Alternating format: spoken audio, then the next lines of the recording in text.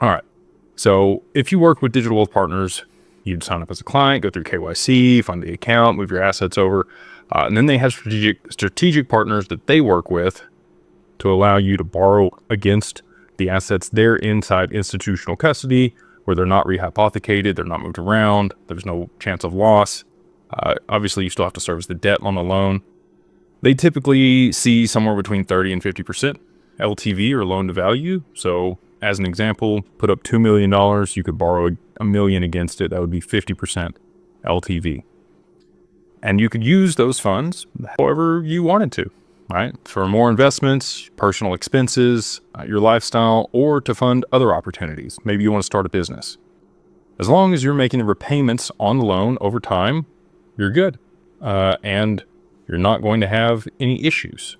Unless there are a few things that could happen, right? And that's because of the volatility in the market. If there was a drawdown in XRP's value, you would have to move funds in there to top up the collateral. If it became low enough, you get first right of refusal and be able to buy those assets back before they were liquidated onto the market. And those are some of the protections that Digital Wealth Partners in particular has negotiated on the terms of those loans that you're not going to get with the DeFi protocol. They're just going to liquidate you. And so, you get a lot of the benefits of infinite banking doing this. You're going to get the liquidity against your XRP without having to sell it. And it's pretty fast, not a whole lot of paperwork, and you get, not a whole lot of transactional cost either. The only other problem here is the interest rates on this are not low. They're currently in the mid to high teens on the APY. And again, that's just where the market is. We've got US interest rates here at 4 and 5%. And so people that are looking to put capital to work and lend it out, they want a decent return on it. And so I think that's going to be the case for at least a little while longer until we do see adoption of these digital assets.